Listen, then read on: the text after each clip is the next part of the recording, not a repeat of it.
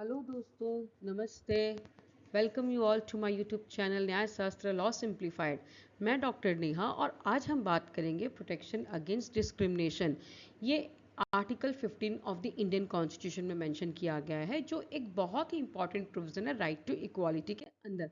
Article 14 equality के general principles को lay down करता है और आर्टिकल 15 उस प्रिंसिपल को स्पेसिफिकली प्रोटेक्ट करता है bye prohibiting discrimination. Article 15 sub clause 1 कहता है कि स्टेट किसी भी सिटीजन के साथ डिस्क्रिमिनेशन नहीं कर सकता, सिर्फ इस बेसिस पर कि वो किस रिलीजन, रेस, कास्ट, सेक्स या प्लेस ऑफ बर्थ से बिलोंग करता है। मतलब अगर आप हिंदू हो या मुस्लिम हो, मेल हो या फीमेल हो, एससी हो या एसटी हो, या किसी भी कास्ट से बिलोंग करते हो, या आप किस जगह पैदा हुए हो, ये सभी ग्राउंड्स पर स्टेट डिस्क्रिमिनेशन नहीं कर सकता। ये एक डायरेक्ट गारंटी है इक्वालिटी की।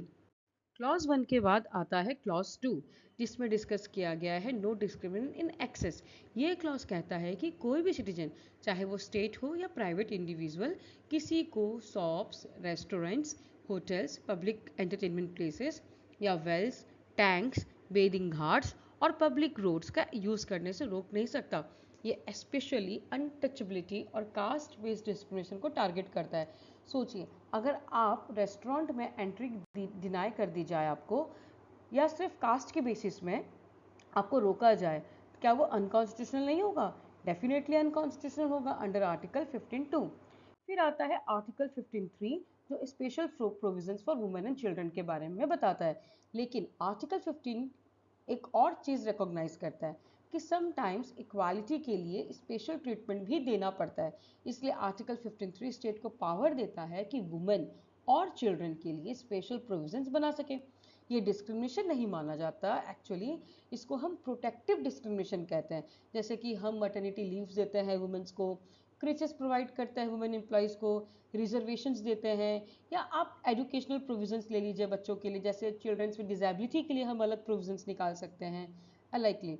देन आता है आर्टिकल 15(4), जिसमें बोला गया है, बेसिकली आर्टिकल 15(4) कॉन्स्टिट्यूशन का फर्स्ट अमेंडमेंट के थ्रू ऐड किया गया था इन द ईयर 1951। इसके पीछे एक केस था जिसमें सुप्रीम कोर्ट ने कास्ट बेस्ड रिजर्वेशन को अनकॉन्स्टिट्यूशनल डिक्लेयर किया था। उसको आगे में हम डिटेल में और डिस्कस करेंगे। ये क्लॉज स्टेट को अलाउ करता है कि वो सोशली और एडुकेशनली बैकवर्ड क्लासेस, जैसे कि स्केड्यूल्ड कास्ट, स्केड्यूल्ड ट्राइब्स के लिए स्पेशल प्रोविजन बनाए, जैसे reservation in education and job. यही फाउंडेशन बना मंडल कमीशन और बैकवर्ड क्लास रिजर्वेशंस का। आर्टिकल 15(5) डिस्कस करता है रिजर्वेशन इन एजुकेशनल इंस्टीट्यूशंस। सो 2005 में 93rd कॉन्स्टिट्यूशनल अमेंडमेंट के थ्रू आर्टिकल 15(5) को ऐड किया गया। ये कहता है कि स्टेट एजुकेशनल इंस्टीट्यूशंस में रिजर्वेशन प्रोवाइड कर सकता है, चाहे वो प्राइवेट एडेड हो या अनएडेड। सिर्फ माइनॉरिटी इंस्टीट्यूशंस को एक्सेप्शन मिला है बिकॉज दे आर प्रोटेक्टेड और they are given special protection under article 30। मतलब प्राइवेट कॉलेजेस में भी रिजर्वेशन अप्लाई होती है। फिर आता है आपका आर्टिकल 15(6), जो 2019 में 103 कॉन्स्टिट्यूशनल अमेंडमेंट के थ्रू ऐड हुआ था। ये इकोनॉमिकली वीकर सेक्शंस के लिए रिजर्वेशन अलाउ करता है, जो 10% तक हो सकता है एजुकेशनल इंस्टीट्यूशंस और पब्लिक एम्प्लॉयमेंट में। इसका बेनिफिट उन लोगों को मिलता है जो ऊपर दिए गए प्रोविजन में, जैसे कि एससी, एसटी या ओबीसी कैटेगरी में नहीं आते, लेकिन इकोनॉमिकली वीकर है।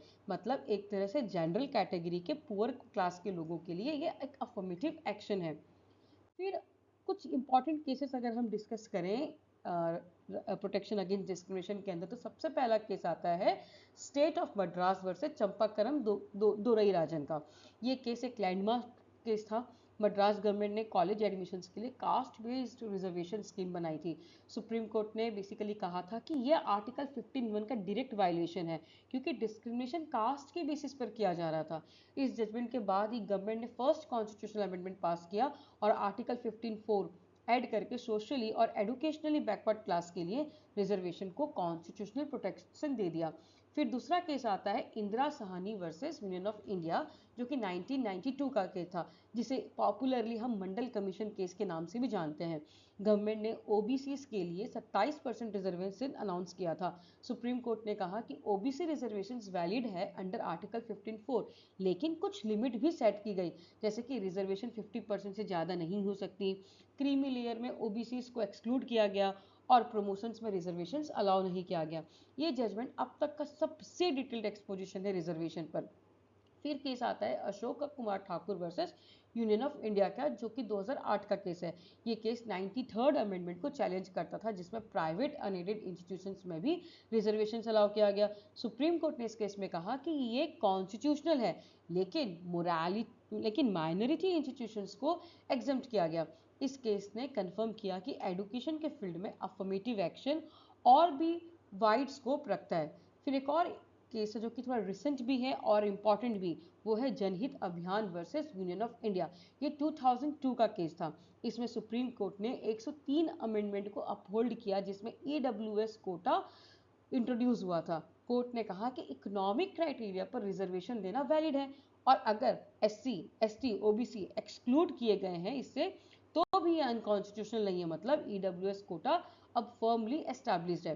तो दोस्तों, आर्टिकल 15 एक बहुत ही यूनिक बैलेंस है। एक तरफ तो ये डिस्क्रिमिनेशन को स्ट्रिक्टली प्रोहिबिट करता है, और दूसरी तरफ स्टेट को पावर देता है कि वो अफर्मेटिव एक्शंस लेके मार्जिनलाइज्ड कम्युनिटी के अपलिफ्टमेंट के लिए काम करें। ये एक एग्जाम्पल है कि इक्वालिटी सिर्फ फॉर्मल इक्वालिटी नहीं, बल्कि सबटेंसिव इक्वालिटी भी होनी चाहिए। तो दोस्तों, जाते जाते मैं इतना कहूंगी कि आर्टिकल 15 का स्पिरिट ये है कि डिस्क्रिमिनेशन स्ट्रिक्टली प्रोहिबिटेड है, लेकिन जहां जरूरत है वहां पॉजिटिव डिस्क्रिमिनेशन या अफर्मेटिव एक्शंस किया जा सकता है, ताकि सोसाइटी में बैलेंस और जस्टिस मेंटेन हो।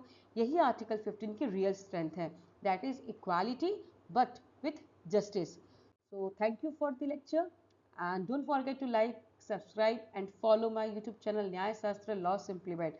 मिलते हैं अगले वीडियो में, तब तक के लिए बाय, थैंक यू।